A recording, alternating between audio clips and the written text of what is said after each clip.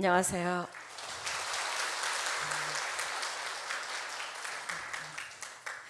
하나님께 늘 방글라데시 사랑해 주시고 그리고 기도해 주시는 것 생각할 때마다 너무 감사드립니다. 여러분들을 뵐 때 제가 2005년도에 하나님께 처음 왔었거든요. 지금 2018년이 돼서 세월이 꽤 많이 지났다는 생각이 듭니다. 끊임없이 방글라데시를 위해서 이렇게 기도해 주시고 한 사람이 방글라데시에 집중적으로 관심을 가졌다가 또 하나님 만남의 축복을 통해서 제가 방글라데시에 지금 한 20여 년이 조금 넘었는데 또 여기서 하나교회에서 방글라데시를 위해서 기도하시는 분을 하나님 만나게 해주셨어요. 그래서 이 복음 사역이 우리가 한국에 살고 있지만 정말 세계 각국을 위해서 기도할 때 하나님이 연결해 주시고 또 그 사역에 동참해 주시는 것을 보게 하십니다. 저는 방글라데시에 그동안 사역을 하면서 그 무슬림 국가이기 때문에 여러 가지로 한국 상황과는 너무 달라요. 그래서 이 교회를 뭐 이렇게 세울 수도 없고 여러 가지 그 무슬림 나라기 때문에 제약받는 부분이 너무 많아서 근데 이 나라를 어떻게 복음화를 시켜야 될 것인지 늘 고민을 하고 있다가 저는 원래 그 전문인 사역으로 방글라데시 간접 이제 뭐 직업을 가지고 들어간다든지 NGO를 타고 들어갔었는데 그곳에서 6년 사역 끝나고 다음 사역 어떻게 하나님 연결하면 좋을까 하고 기도하고 있는 가운데 전문인 사역 계속 이렇게 하면서 그 교회를 세우는 것이 그 가장 복음을 전하기에 그 다이렉트로 들어갈 수 있는 길이라는 생각이 들어서 교회를 세우는 것을 기도했습니다. 그런데 방글라데시 아이들이 굉장히 많거든요. 인구가 뭐 지금 1억 7천 2억 뭐 이렇게 된다고 하는데 우리나라 남한보다 조금 커요. 근데 사람들이 너무나 인구 밀도가 많아서 이 사람들이 복음을 어떻게 받아야 될 것인지 늘 고민을 하고 그러는데 그 주일학교를 위해서 학교를 세웠어요. 사실은 제가 학교를 세우려고 처음부터 생각하고 간 것은 아닌데 그 방글라데시에 너무나 많은 아이들이 있는데 다 무슬림인데 이 아이들에게 교회로 나올 수 있도록 할 수 있는 길은 학교를 세워야지만이 이 아이들이 교회로 나올 수 있겠더라고요. 그래서 너무 가난한 나라이기 때문에 이 나라 그 교육 정책이 그 무허가 하는 학교들이 굉장히 많아요. 그리고 무슬림 나라이기 때문에 허가를 받으면은 일단 그 교육 행정이 다른 그러니까 기독교를 가르칠 수 있는 그거는 안 돼요.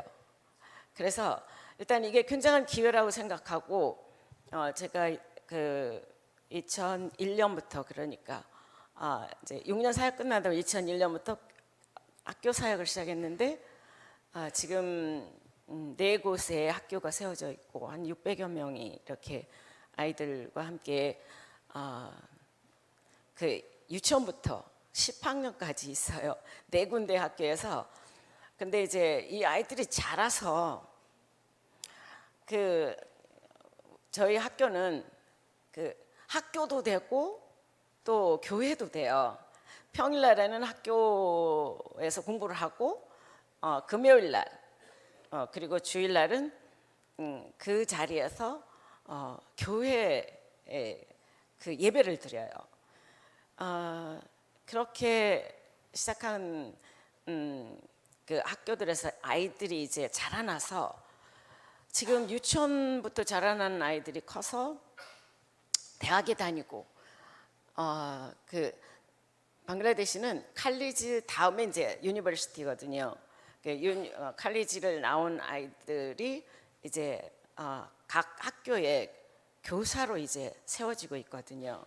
그래서 이 남아 있는 자들, 그러니까 렘넌트들이 무슬림들이거든요. 이 사람들이 그 어렸을 적부터 복음을 들었기 때문에 무슬림 사회하고 어울리기에는 자기네들 괴리감이 너무나 큰 거예요. 정말 여기서 예수님이 그리스도로 오신 사실에 알고 난 후에는 이제는 정말 무슬림으로는 돌아갈 수 없다, 이렇게 결론 난 아이들이 많이 있어요. 그래서 이번에도 3명이 같이 왔습니다. 저희를 초대해 주실 때는 항상 교사 한 분, 그리고 렘넌트 2명, 이렇게 교사가 변해야지 렘넌트들을 제대로 가르칠 수 있기 때문에 제가 요청을 했어요. 렘넌트들만 초청을 해주시는 것보다 교사를 함께 초청해 주시면 좋겠습니다. 그렇게 요청을 해서 이렇게 교사와 함께 이렇게 왔는데 이 사람들이 지금 2번, 3번째, 4번째가 되는 것 같아요. 그래서 3번째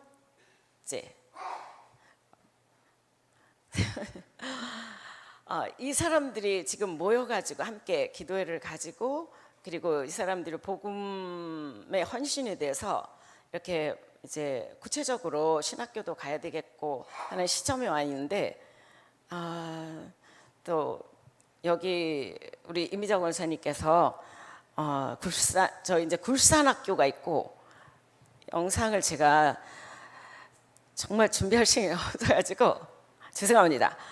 그래서 이제 그 우리 렘넌트들한테 준비 좀 하라겠더니 우리가 볼 수 있는 그런 그 준비된 것이 아니더라고요. 여기 지금 비춰진 영상을 조금 보면 여기는 아칼리아라고 하는 학교인데, 여기서 교회도 함께 하고 그러는데 지금 빨간 지붕이 있어요. 한 18년 뭐 이 정도 되니까, 원래 여기 교회를 미래를 바라보고 뭐 이렇게 단단하게 지은 그 교회가 아니고 비만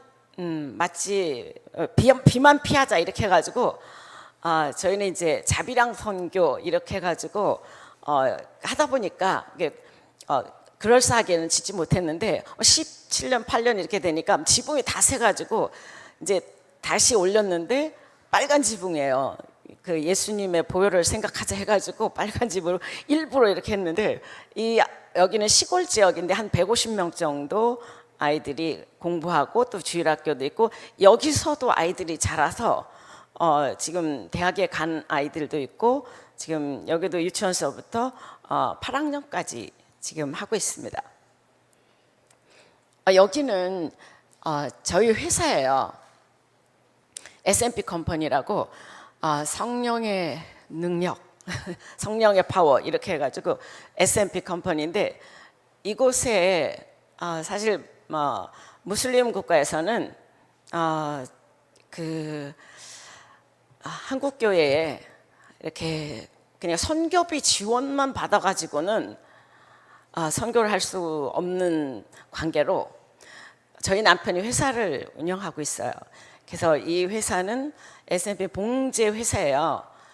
스태프들이 한 30여 명 정도 되고, 그리고 그 봉제 공장에 일하는 기술자들, 이런 그 직원들이 한 600여 명이 됩니다.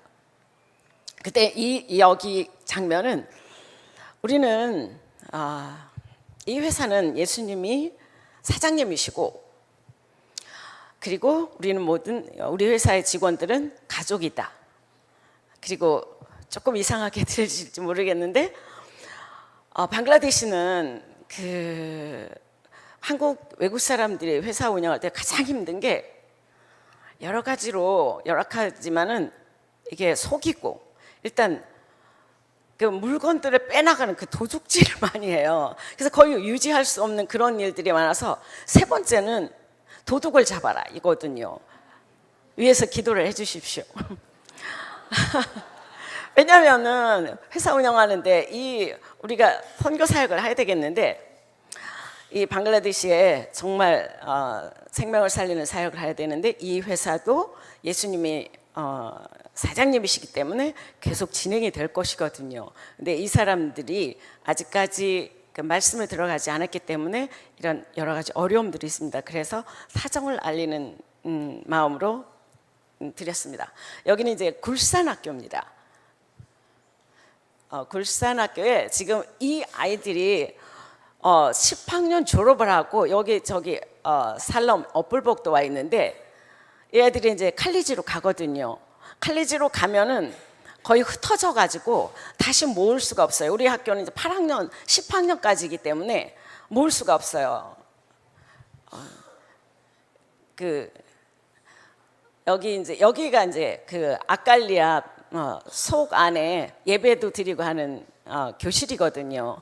지금 시험 보는 중에 있어요. 여기는 웃도라 학교인데 웃도라 학교가 가장 크기도 하고 한 수용할 수 있는 건 한 500여 명 되는데 지금은 150명, 200명 이 정도 수용하고 지금 4학년까지 공부하고 있습니다. 시험 보는 중에 여기는 가장 슬럼가 그 무학갈리 교회하고 학교인데 이곳에 그 아주 조그마한 교회예요. 아주 조그마한 교실 안에 아이들이 아주 그냥 차고 넘칠 만큼이나 오고 지금 예배를 드리고 가고 있거든요. 가장 열악한 지경에 그러니까 그곳에 마약하는 사람들 숨어 지낼 수 있는 곳 그리고 범죄자들 숨어 지낼 수 있는 것이 왜냐하면 너무나 골목이 작아가지고 그곳에 들어간 미로이기 때문에 사람을 찾을 수가 없어요. 그래서 그런 지경에 하나님이 교회를 세우셔서 지금 복음을 듣게 하는데 사실은 그곳에 정말 가기 싫었어요. 너무 냄새나. 그러니까 옆에 하수구 연못이 있어요. 연못이 엄청 큰 것인데 배를 타고 갈 수 있는 곳이에요.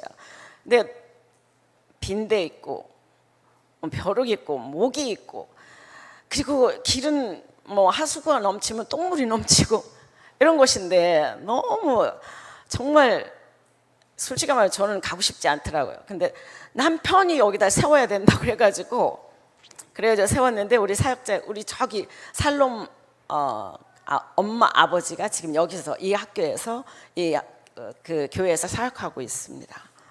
여기에 있는 이 교회를 중심으로 해서 그 지역이 모두 복음을 받을 수 있도록 기도해 주시기를 바랍니다. 여기는 이제 그러니까 평일날은 이렇게 학교 교실이에요. 그래서 이걸 다 치우고 아이들이 이제 앉을 수 있을 만큼 앉혀가지고 이제 주일학교를 하는 것이에요. 여기는 굴산의 학교와 함께 미션홈이에요. 미션홈인데 지금 12명 정도 그러니까 6학년, 7학년, 8학년 그래서 여기 마문 유니버시티에 다니는 마문도 여기에 있습니다. 지금 이 상태가 뭐 상당히 심각한 상태거든요. 벽이 뭐 이렇게 다 페인트가 습해가지고 다 이렇게 떨어져 나갈 뿐만 아니라 곰팡이가 막 설고 비 오면 막 물이 차가지고 여기도 다시 짓든지 아니면 옮겨가든지 할 지경이 되었습니다. 여기 사실 홍수가 나면 이렇게 걸상을 놓고 갈 수 있어요. 근데 이거보다 조금 더 오면 이게 걸상도 파묻히면 수업을 할 수가 없어요. 그래서 적당히 오면 이렇게 갈 수가 있습니다. 교실도 막 잠기고 이건 이제 굴산학교에 아이들이 공부하는 장면입니다. 공부가 아니라 시험을 보고 있어요. 지금 시험 기간이거든요. 이 아이들이 배출된 아이들이 그 지역에 많이 흩어져서 살아요. 그래서 어렸을 적부터 복음을 들은 아이들은 교회에 나오기가 어렵지가 않아요. 그래서 방글라데시는 절대로 교회의 턱을 안 넘어오거든요. 그런데 이 아이들이 어렸을 적부터 공부하면서 말씀을 듣고 예배를 드리고 자라났기 때문에 여기는 이제 교회하고 학교긴 하지만 이제 교회하고 학교가 분리가 돼서 교회가 있어야지 이 졸업생들이 교회를 세워서 거기서 정말 교회가 되는 그런 그 시점에 와 있어요. 그래서 지금 이곳에 여기 우리 그 전도사님이 RUTC를 지어서 그 정말 RT들이 훈련할 수 있는 그런 굴산의 RUTC를 세우도록 기도하자 이렇게 해가지고 제가 제목을 내놓은 게 아니라 우리 전도사님께서 기도하시다가 성령인도 받았습니다. 기도 이렇게 해주십시오 이렇게 하시더라고요. 그래서 늘 기도하고는 있었지만 저희는 이곳에 정말 그 크리스찬들이 무슬림 속에서 학교를 하는데 그냥 학교가 아니라 제가 봐도 미안할 만큼이나 어렵게 이렇게 학교가 있어가지고 사실은 작년부터 이 학교를 좀 너무 힘들게 하지 말자, 그 크로스를 하자 이렇게 생각을 하고 있었는데 그 하나님께서 저한테 자꾸 격려를 하고 계속 뭐 이렇게 힘을 북돋아 주시는 그런 말씀을 제가 이번에 그 대회 때 그리고 집중 훈련 때 이렇게 듣게 되었는데 응답인 줄 알고 기도해 주시기를 바랍니다. 그리고 이제 이 아이들이 자라서 방글라데시를 선교할 수 있는 렘넌트들이거든요. 그리고 저는 이제 한 20여 년 사역을 해서 이제는 현지인들이 정말 차세대 리더자로 세워야 되는데 계속적인 훈련을 받아야 되겠고 정말 이 사람들이 무너지지 않도록 세워주는 게 제 할 일이라고 생각이 듭니다. 그래서 이제 여러분들께서 정말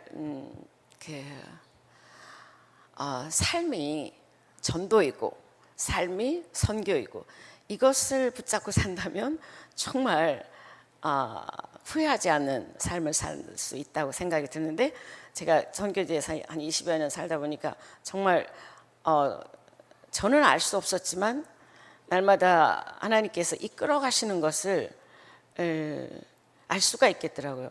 정말 이 생명을 살리는 무슬림 나라에 와서 이렇게 복음을 가지고 이 사람들과 함께 만난다는 사실이 제가 생각할 때 너무 과분한 하나님께서 축복을 주셨다 이런 생각이 들었어요. 그러나 이제 우리가 예수님을 알고 복음을 할 때 저는 이 얘기를 하면서 사실은 여기 다른 장면이 나왔는데 조금 이따 얘기할게요. 사실은 자랑할 것도 없고 또 제가 뭐 이렇게 뭘 해주십시오 이렇게 할 수도 없고요. 왜냐하면 저는 그 방글라데시 살면서 주신 만큼 하자. 뭐 이렇게 너무 힘들어 하지도 말고 주시면 하고 주시지 않으면 하지 말자. 이렇게 한 20여 년 동안 이렇게 사역을 하다 보니까 그게 이제 이렇게 생각이 정리가 되더라고요. 그러나 이제 우리 하나교회에서 함께 협력해 주시면 또 어떠한 하나님 변화를 가지게 하실지 알 수가 없습니다. 이 장면은 사실은 우리 그 불산학교에서 수업을 마치고 S&P 컴퍼니에 취직이 돼가지고 와서 그 회사 바로 옆에 그 집을 얻어가지고 사는데 미션홈에서 항상 아침에 일어나면 기도하고 말씀 보고 이렇게 했던 그 체질이 남아서 거기 와서도 다 무슬림들이거든요. 와서 말씀 보고 기도하고 하는 그거를 날마다 카톡을 보내요. 오늘 이렇게 했습니다. 카톡을 보내가지고 제가 사진을 좀 보여드렸는데 이 친구들이 사실은 그 삶 속에서 저도 사실 그 S&P 컴퍼니의 그 회사에서 요즘은 시간을 좀 많이 보내는데 무슬림 속으로, 그러니까 학교에서 하는 거하고 또 다른, 그러니까 이 사람들이 직접 삶으로 들어가는 그 회사에서 뭐 일들을 하면서 만나는 사람들이 크리스찬들, 이거는 우리하고 상관이 없는 사람들하고 살고 있거든요.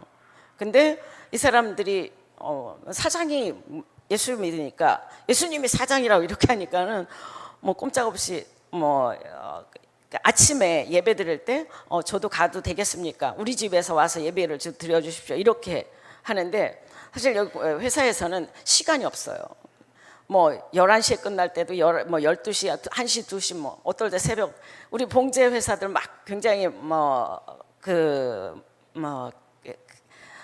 일이 굉장히 많을 때가 있어도 우리나라에도 그와 같이 이 방글라데시는 봉제 회사가 지금 그 경제를 잡고 있어요. 그래서 이 사람들이 낼 수 있는 시간은 새벽밖에 없더라고요. 아침밖에 없어요. 그래서 아침 출근 8시인데 6시 반에 가서 일주일에 주일날 가서 함께 말씀을 보고 기도하고, 그러고 이제 그 아침 시간에는 일공장에 가서 직원들하고 함께 하고, 오후 시간에 이 공장에 가서 함께 이렇게 말씀을 나누는데, 무슬림들이 복음을 듣는다는 사실이 저한테는 너무 감격이고요. 그리고 이 사람들은 처음에는 이렇게 잘 듣지 않고 막 이렇게 화를 내고 이렇게 표정을 보면 다 알지만, 그렇지만 1년이 되고 2년이 되고 3년이 되니까 귀를 쏟고 듣고 있더라고요. 그래서 그러나 지금은 이 무슬림들이 다 이렇게 눈치를 보는 사회 그거든요, 성향이거든요. 그래서 아무도 오지 않아요. 저한테 복음을 듣고 싶다고 아무도 오지 않아요. 그러나 하나님, 이게 뭡니까? 이게 뭐 1년, 5년이 됐는데도 이렇게 와서 복음에 관심 있습니다 이런 소리를 하는 사람이 아무도 없어요. 그렇지만 이게 바탕을 깔고 정말 그러니까 한국은 지금 100여 년이 지났는데 완전히 생땅을 일군다면은 그거 생각할 때 이해가 가기도 하지만, 하나님 그래도 뭐 이렇게 예수 믿겠다고 하고 막 이런 사람이 일어나야 돼, 이렇게 복음을 전하는 맛이 날 거 아닙니까? 그러는데 여러분들이 기도 많이 해주시면 저 사람들이 정말 이 사는 길이 있었구나, 그냥 생명의 길이 있었구나, 이거를 복음을 들어야지 그게 영접이 됐고, 그리고 정말 이 하나님 나라를 갈 수 있고, 우리가 이 땅에서 해야 될 일이 정말 이 복음을 전하는 일이라는 것을 깨달을 날이 올 수 있도록 여러분들이 기도해 주시기를 바랍니다. 이제 저희들이 활동하는 거 이렇게 잘은 준비를 못했지만 여러분 기억에 남으리라고 믿고, 왜냐하면 우리 방글라데시를 위해서 여러분들이 많이 하시고 기도해 주셨더라고요. 저희들도 15일 날 이제 방글라데시 다시 가는데, 우리 저기 세 사람이 같이 왔는데, 이 사람들이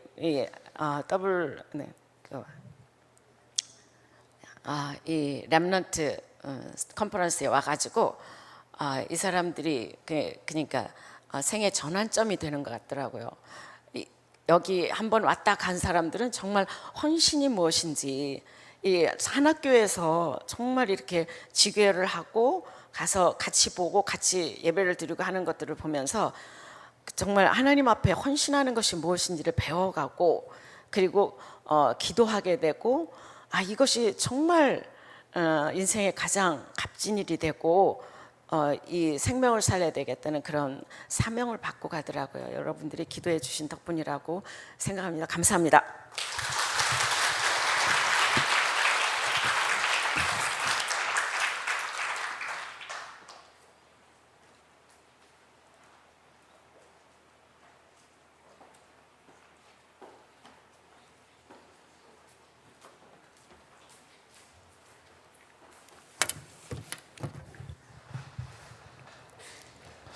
예, 오늘 우리 선교사님 보고해 주신 것처럼 정말 모슬렘 현장 속에 여러분 가라면 가겠습니까?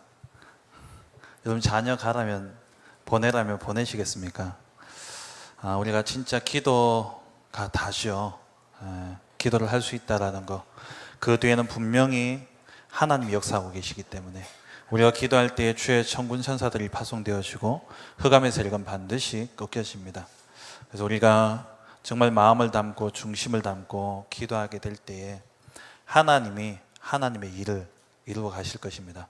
그래서 정말 우리 오늘 보고 내용을 보시면서 여러분 마음에 담기는 부분들을 가지고 기도해 주시고, 저도 방글라데시 한 5년 된 것 같아요. 그때 다녀왔었는데 건물만 봐도 이제 제가 알겠어요. 저기가 어디다. 예. 갔다 오면 각인이 됩니다. 예. 진짜 그 현장에 아이들이요, 눈이 얼마나 초롱초롱한지 탁 쳐다보고 있으면 눈만 보면요 빠져들어갈 것 같아요. 근데 그 아이들에게 진짜 복음이 있다면 정말 이 아이들 통해서 모슬렘 복음화가 이루어질 줄 믿습니다. 여러분 계속 기도해 주시기 바랍니다. 하나님 말씀 사도행전 2장입니다.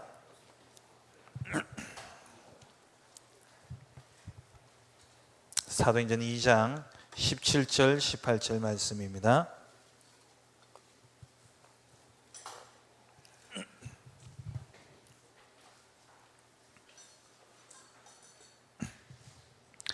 같이 읽겠습니다. 하나님이 말씀하시기를 말세에 내가 내 영을 모든 육체에 부어 주리니 너희의 자녀들은 예언할 것이요 너희의 젊은이들은 환상을 보고 너희의 늙은이들은 꿈을 꾸리라. 그때에 내가 내 영을 내 남종과 여종들에게 부어 주리니 그들이 예언할 것이요. 아멘. 먼저 기도 제목을 좀 드리겠습니다.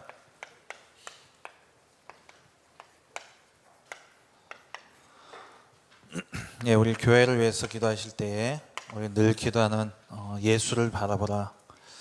오직 그리스도로 결론난 교회 되게 하시고 결론난 제자 되게 하시고 오직 하나님 나라를 세우는 교회 되게 하시고 오직 성령으로 237개의 나라를 살리는 이방인의 뜰의 축복을 누릴 수 있도록 여러분 기도해 주시고요. 그리고 우리 교역자들과 정말 정확한 복음만을 말하는 그러한 우리 교역자들 될 수 있도록 담임 목사님과 원로 목사님과 우리 모든 교역자들 위해서 기도해 주시고, 또 우리 중직자들은 전도 목회를 위한 일꾼으로서 삼제자의 응답을 누릴 수 있도록, 그리고 우리 후대 렘넌트들은 삼서밋의 영적 서밋, 기능 서밋, 문화 서밋의 축복을 누리도록 여러분 기도해 주시고, 또 교회 안에 여러 가지 영육 간의 질고 가운데 있는 우리 성도님들이 계십니다. 우리 많은 성도님들이 계시죠.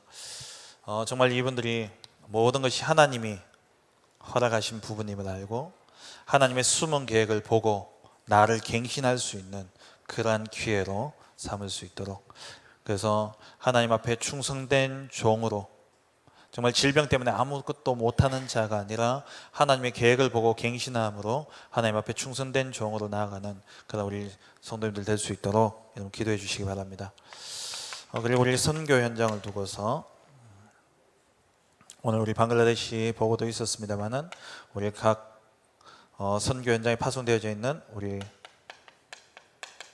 선교사님들을 위해서 기도해 주시고요. 정말 이 선교사님들이 오늘 우리 김수희 선교사님 사역 보고를 하셨습니다만은 우리 김수희 선교사님 진짜 받아야 될 응답이 뭐냐니까 이제 렘넌트들 일어나고 있어요. 이제 진짜 그 속에서 누가 나와야 되냐? 중직자가 나와야 돼요. 중직 선교 현장에서 반드시 받아야 될 응답이 뭐냐니까 중직자와 렘넌트가 팀이 되어져서 이루어지는 치유와 서밋의 응답이 일어나야 됩니다.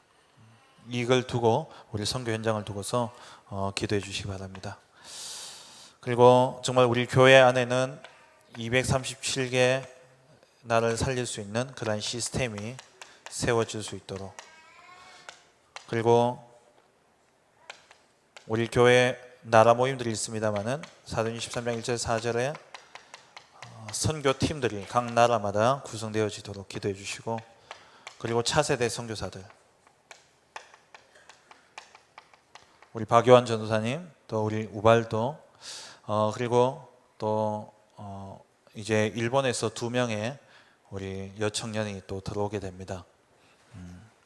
이들로 통해서 정말 이들이 여기서 훈련받고 그리고 돌아가서 한 나라를 살리는 그러한 응답이 일어날 수 있도록 여러분 기도해 주시기 바랍니다. 그리고 훈련이 많습니다. 오늘 이제 저녁에 마쳤는데요.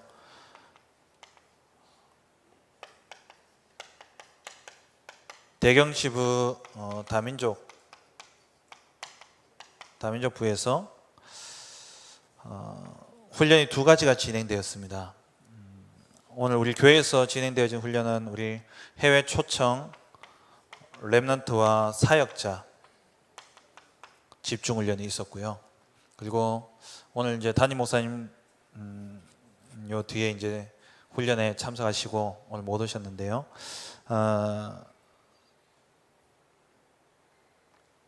해외 산업인, 해외 중직자들 산업인 집중 훈련이 경주에서 있었습니다. 그래서 담임 목사님 거기에 참석하시느라 오늘 제가 대신 서게 되어졌고요. 정말 이 다민족 사역을 통해 가지고 똑같이 한 나라가 살아나는 응답이 있도록 여러분 기도해 주시고, 그리고 지금 대경 지부 대학부 수련회가 내일까지 진행이 됩니다. 그리고 농인부 집중훈련과 세계농인대회가 내일까지 진행이 되고요. 그리고 내일 107기 집중훈련, 우리 교회 전도 기획을 책임지는 전도기획 팀들이 이제 말씀 받고 말씀의 인도 따라 교회 전도 기획을 하기 위해서 우리 107기 집중훈련이 내일 전도 기획 팀을 중심으로 진행이 되어집니다. 그리고 5번째로 다음 주 월화해서 전국 여전도회 연합회 수련회가 다음 주 월화에 있고요. 그리고 우리 교회 렘넌트 여름 훈련이 2개가 남았는데 이제 사랑부 성경학교가 다음 주 화수해서 고령에서 있습니다. 그 사랑부 성경학교가 마치고 나면은 바로 이어서 자폐치유 캠프로 또 같이 인도받게 됩니다. 여러분 기도해 주시고, 마지막 7번째 청년부 수련회가 8월 15일 화요일 날 있습니다. 수요일 날 있습니다. 정말 이 훈련을 통해서 올여름 우리가 기도하고 있는 것처럼 단 한 번의 기회, 마지막 기회, 그리고 영원한 기회가 되어질 수 있도록 여러분 기도해 주시기 바랍니다.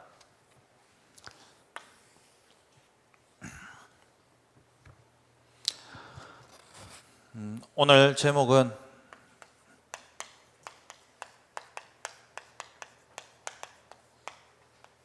꿈의 시작과 끝입니다.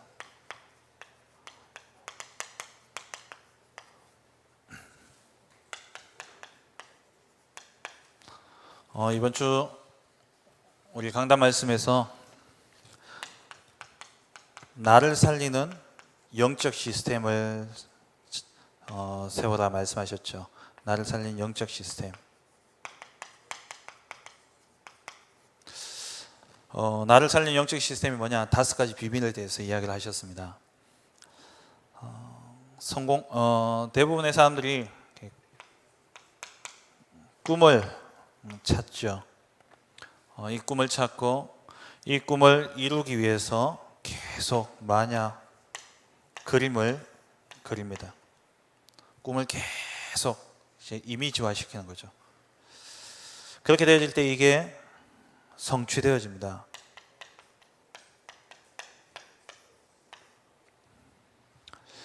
근데 불신자들은 이렇게 꿈을 꾸고 그림을 그리고 그 꿈이 이루어지면 성공을 하죠.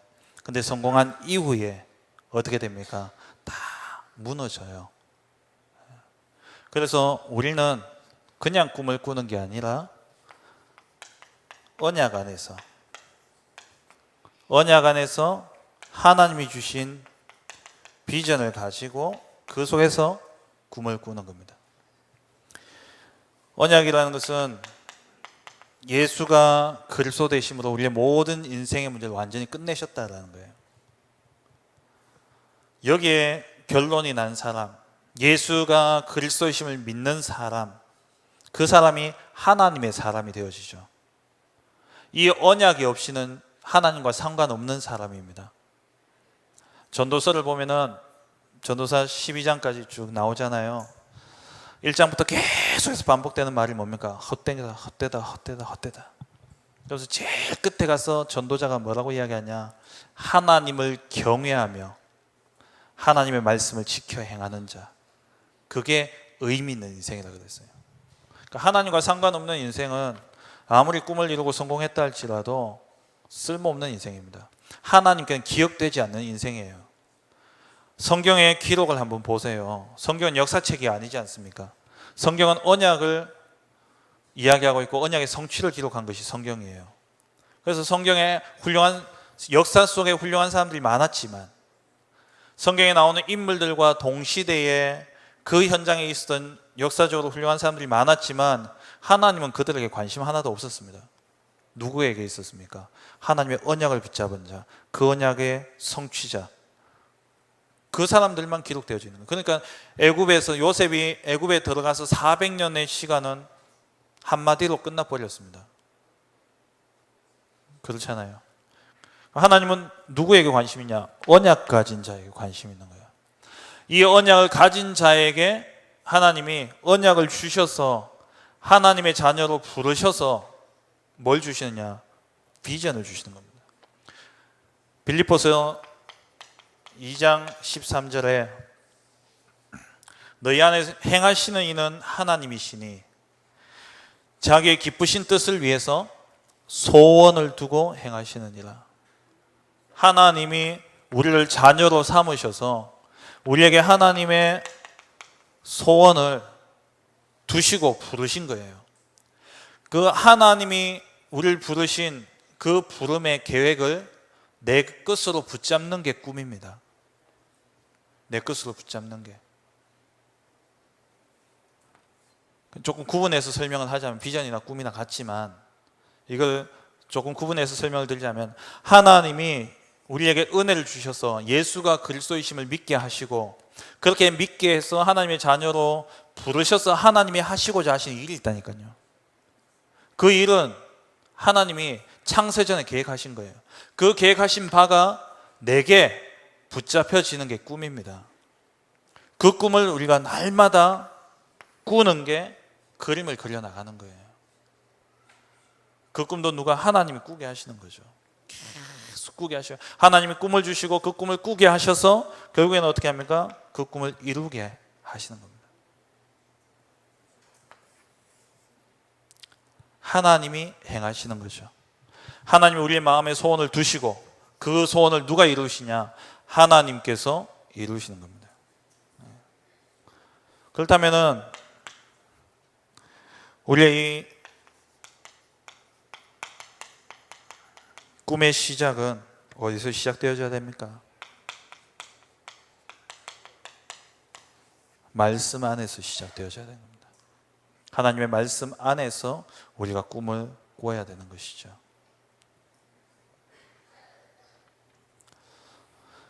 첫 번째로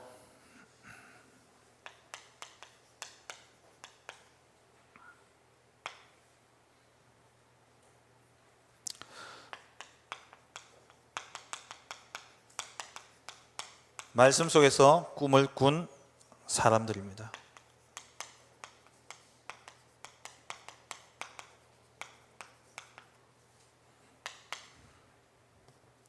하나님께서 우리에게 소원을 두고 행하신다 말씀하셨죠. 우리에게 하나님이 꿈을 주셨는데 요셉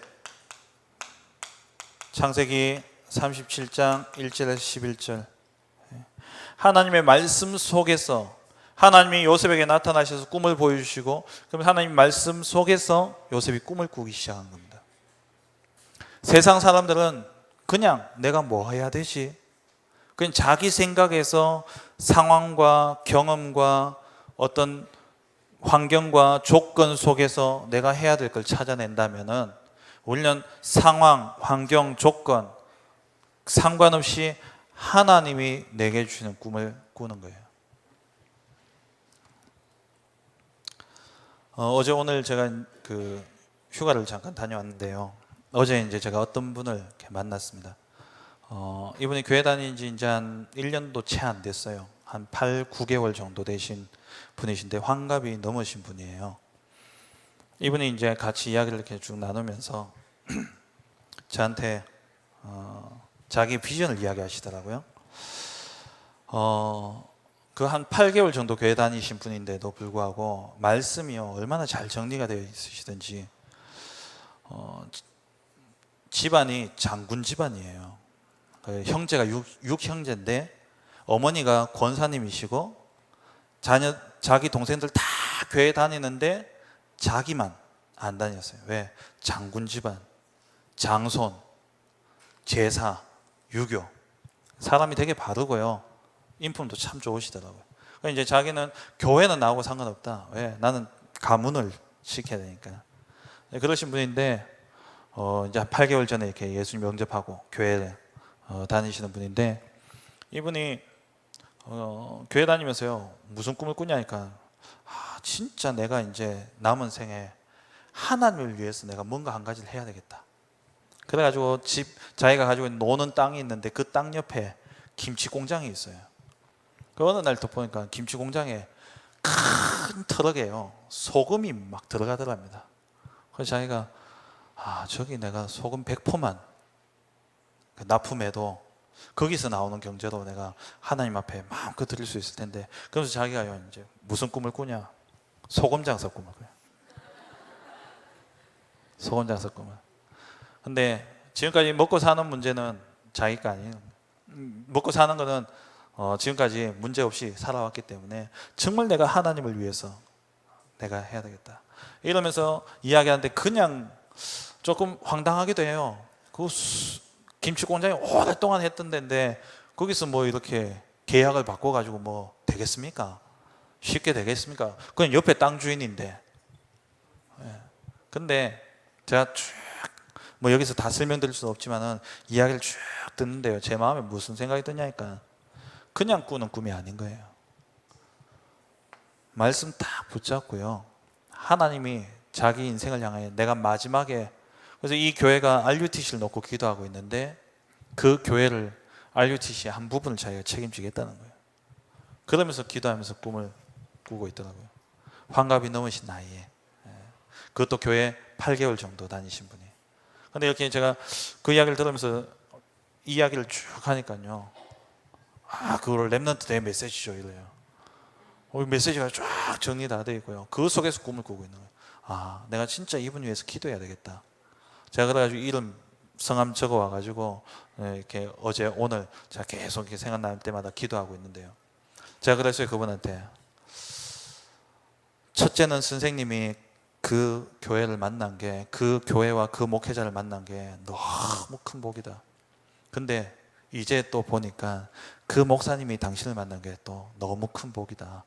이제 그러면서 함께 이야기를 좀 나눴는데요. 말씀 속에서 우리가 꿈을 꿔야 됩니다.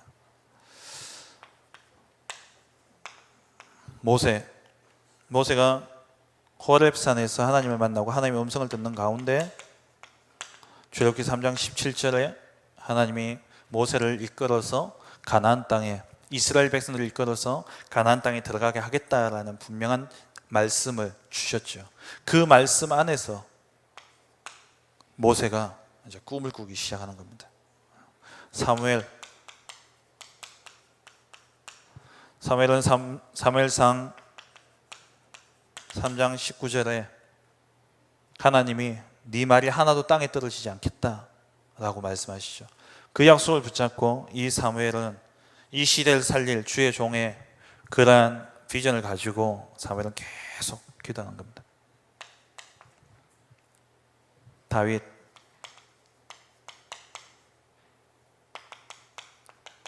사무엘상 6장 13절에 왕이 될 것에 대한 하나님의 말씀, 약속을 사무엘로부터 받게 되죠. 엘리야, 죽기를 구하던 이 엘리야가 열왕기상 19장에서 하나님으로부터 왕을 예후를 세우고 그리고 엘리사를 세우고 바알에게 무릎 꿇지 아니한 7천 명이 있다라는 이러한 하나님의 계획을 붙잡게 됩니다. 이사야 6장 13절에 거룩특의 언약을, 거룩특의 말씀, 그 꿈을 이사야가 가지게 되죠. 바울은 사도행전 9장 15절에 임금들과 이방인들과 이스라엘 자손들을 위해서 내 이름을 전하라고 부른 나의 그릇이다 라고 이야기하시죠. 그 언약을 이 바울이 아나니아를 통해서 이렇게 받게 되어집니다. 그리고 루터는 로마서 1장 16절에서 17절에 믿음으로 말미암아 살리라, 이 말씀 속에서 꿈을 꾸기 시작하죠. 인도의 성자 선다싱은 마태복음 11장 28절에 수고하고 무거운 짐진 자들아 다 내게로 오라, 내가 너희를 쉬게 하리라. 이 말씀을 붙잡고 이 선다싱이 꿈을 꾸면서 인도 대륙을 횡단하게 되어집니다. 그리고 미국의 16대 대통령 링컨, 갈라디아서 3장 28절에 너희는 유대인이나 헬라인이나 종이나 자유인이나 남자나 여자나 다 그리스도 예수 안에서 하나다라는 이 말씀을 받고 이 말씀 속에서 꿈을 꾸기 시작한 거죠.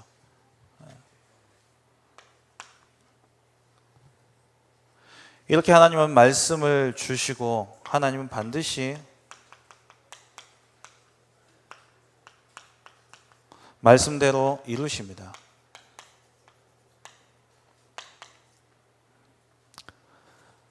하나님이 분명히 말씀으로 약속하셨어요. 하나님이 내 입에서 나가는 말을 내가 반드시 이루겠다는 약속을 주셨는데 마태복음 5장 18절에 성경 구절 쭉 적겠습니다. 여러분들 집에 가셔서 다 찾아보시기 바랍니다. 1.1획도 변하지 않고 다 이룬다 말씀하셨죠. 하박국서 2장 3절에는 지체되지 않고 그대로 이루어질 것을 반드시 성취되어질 것을 말씀하셨고요. 그리고 에스겔서 12장 25절에 똑같이 이야기합니다. 내가 하는 말이 다시는 더디지 아니하고 응하리라. 그러면서 28절에도 나의 말이 하나도 다시 더디지 아니할지니 내가 한 말이 이루어지리라. 하나님께서 말씀을 반드시 이루신다 약속하셨어요. 우리에게 주시는 이 말씀, 그 말씀은 반드시 성취되게 되어 있습니다. 민수기 23장 19절에 하나님은 사람이 아니시니 거짓말을 하지 아니하시고 인생이 아니시기니 후회가 없으시고 말씀하신 바를 반드시 이루신다 말씀하셨고요. 이사야 55장 11절에 내 입에서 나가는 말이 하나도 헛되이 내게로 돌아오지 않겠다. 그래서 반드시 이루신다 말씀하셨습니다. 아모스 3장 7절에는 주께서 자기의 비밀을 그 종 선지자들에게 보이지 아니하시고는 결코 행하심이 없다. 그러니까 보여주시면 반드시 행하신다는 거예요. 하나님 우리에게 주신 말씀은 하나님 반드시 성취하십니다. 그래서 말씀 속에서 이 말씀으로 꿈을 꾼 사람들, 이렇게 하나님이 말씀을 주셨는데 이 말씀을 가지고 이 사람들이 어떤 꿈을 꾸었냐니까, 그러니까 이들이 말씀을 받았으면 그 말씀을 가지고요 계속 꿈을 꿨다는 거예요. 하나님 말씀을 계속 묵상했다는 말입니다.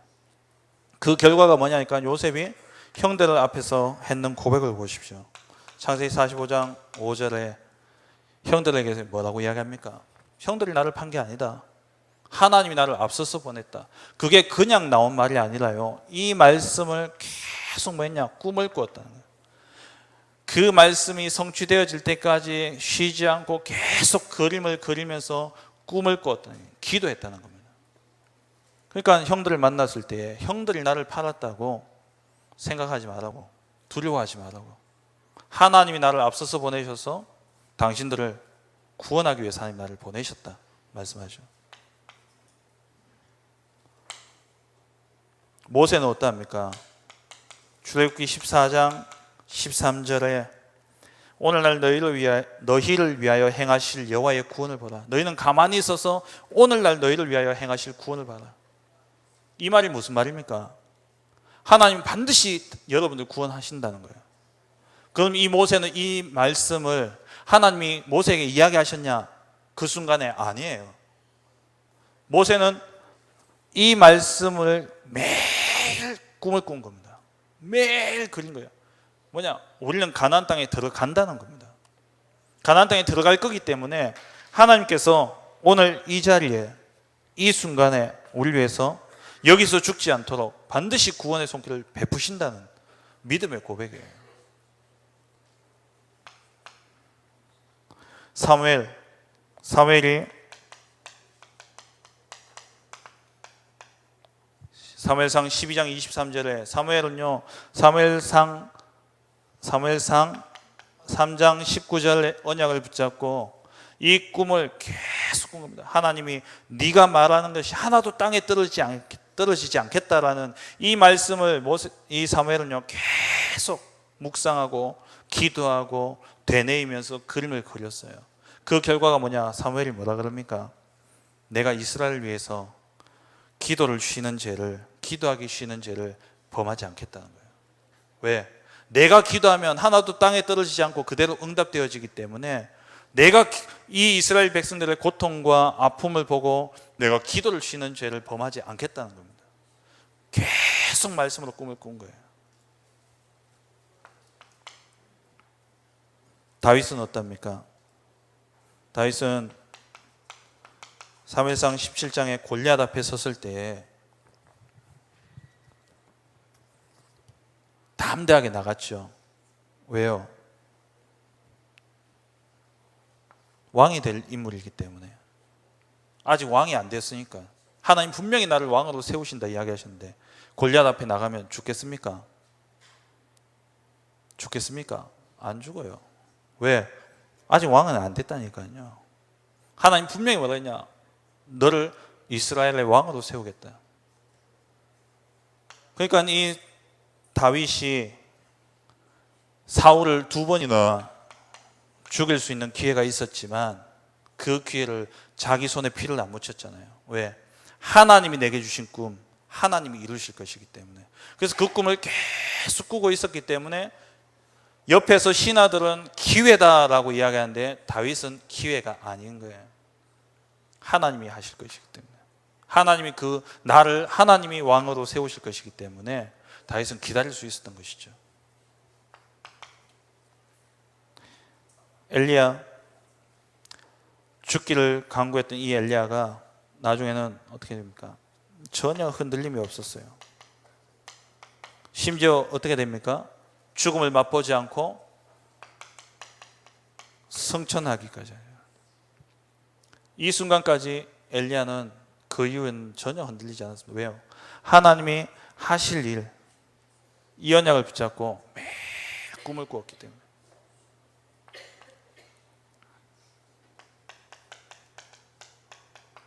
이사야가 BC 680년경에 이사야가 죽게 되어집니다. 머나세에 의해서 칼로 톱으로 목이 잘려 순교하게 되어지죠. 그 순간까지 흔들리지 않고 두려움 가운데 순교할 수 있었던 것은, 두려움을 이기고 순교할 수 있었던 것이 뭐냐? 말씀을 가지고 그림을 늘 그렸다는 겁니다. 바울,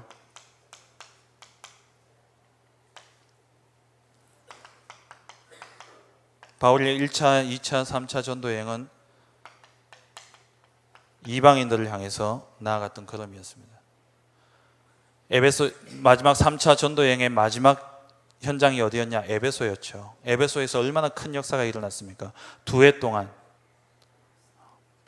두란노서원에서 말씀 운동했는데 아시아 전역이 복음화 되어졌습니다. 나이도 많았어요. 이제 그만해도 돼요.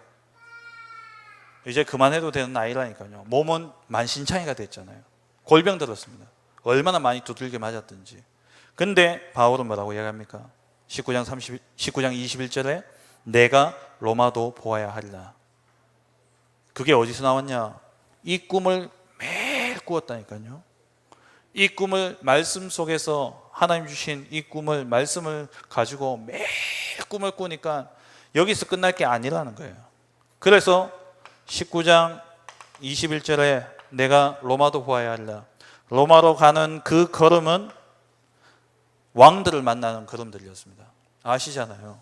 아그리파 왕, 베스도 총독, 이런 가이사 황제, 왕들을 만나는 걸음들이었어요. 그리고 이 로마서 19장부터 11장까지 보면은 바울은 늘 마음속에 누굴 기도하고 있었냐? 이스라엘 백성들이 돌아오도록. 내가 저주를 받는다면, 골육 친척들이 믿음으로 하나님께 돌아온다면 나는 하나님 나라 생명책에서 이름 지워지고 저주받아도 좋다라고 이야기할 정도로 기도했었어요. 이스라엘 백성들을 위해서. 이게 그냥 나왔는 게 아니라니까요. 하나님이 주신 언약이 있다면 그 언약을 가지고 매일 꿈을 꾸는 겁니다. 매일 꿈을 꾸는 겁니다. 현실과 상황을 바라보는 게 아니라 말씀 가지고 꿈을 꾸는 겁니다. 하나님 그 말씀대로 성취하셨습니다. 그러면 우리가 어떻게 말씀 속에서 꿈을 꿉니까? 이번 주 목사님 말씀하셨잖아요. 어떻게 해요? 언제요? 오늘입니다. 오늘이에요. 오늘 여러분들이 진짜 예배 속에 들어가시기 바랍니다. 예배라는 것은 하나님이 임재하시는, 하나님이 하나님을 만나는 시간입니다. 하나님 임재하시고 하나님을 만나는 시간이 예배예요.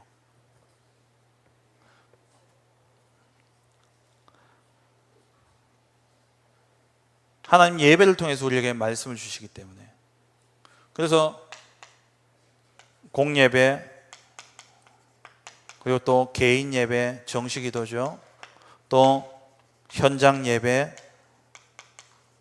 또 뭐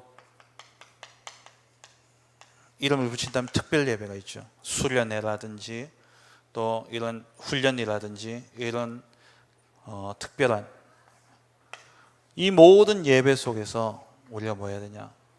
늘 하나님의 임재를 바라보고 하나님이 나에게 말씀을 주신 것을 기대하고 기도하면서 하나님 앞에 나아가야 돼요. 그 속에서 말씀을 받는 겁니다. 두 번째는 오늘 뭐냐? 모든 문제와 사건과 일들 속에서 하나님이 계획을 찾아내는 것. 이게 내 꿈과 연결되어져 있어요. 모든 내게 일어나는 일들, 그 모든 것들이 하나님의 계획. 이게 뭐냐? 내 꿈과 이어지게 되는 거야. 꿈의 시작은 뭐냐? 말씀 속에 우리가 들어갈 때에 꿈은 시작되어집니다.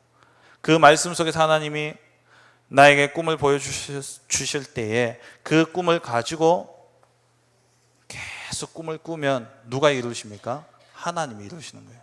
그런데 이 모든 과정 속에 무엇으로 역사하시느냐? 말씀으로 역사하시는 겁니다. 결론을 맺겠습니다. 이 과정 속에서 꿈의 시작과 끝, 이 과정 속에서 오는 응답이 뭐냐니까 치유와 서밋의 응답이 오게 되어지는 것이죠.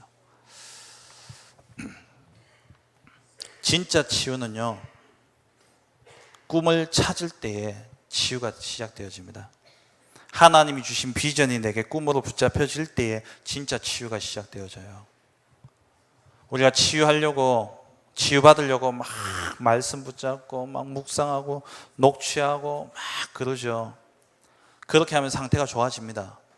좋아지니까 치유됐다고 생각하죠. 조금 지나보세요. 또 돌아가 버립니다. 왜? 방향이 없는데요. 방향이 없고 목표가 없는데 치유받아 본들 조금 살만하면 또 돌아가 버린다니까요. 더 돌아가 버려요. 치유, 내 병, 내 문제, 내 정신 문제 그대로 있더라도 뭐만 나오면 하나님이 내게 주신 비전, 꿈만 나오면은요. 그 모든 질병은 그냥 밟고 갈 수 있어요. 참된 치유는 어디서 나오냐? 하나님이 주신 꿈과 비전을 찾게 될 때에 참된 치유가 이루어집니다. 전도자의 삶이요 언제 되어지느냐? 매일 전도자의 삶을 사니까 되어지느냐? 아닙니다. 언제 되어지느냐? 나의 전도를 찾게 될 때에 전도자의 삶은요 되어져요. 나의 전도가 뭐냐? 그게 하나님 주신 꿈입니다. 하나님 주신 비전, 나를 통해서 이루고자 하신 꿈과 비전을 내가 찾을 때에 그때 비로소 나의 전인이 치유되어지기 시작해요. 그 말은 내게 있는 병이 떠나간다가 아니라 상관없게 되어진다니까요. 그러면 결국 어디에 서느냐? 서밋의 자리에 서게 되어지는 것이죠. 정말 여러분들 말씀 속에 들어감으로 말씀만 붙잡고 끝나는 게 아니라 그 말씀 속에서 하나님이 나에게 주시는 언약, 하나님 나에게 주시는 비전을 찾을 때에 참된 치유와 서밋의 응답이 오게 되어집니다. 그 응답 누리시기를 주의 이름으로 축원합니다.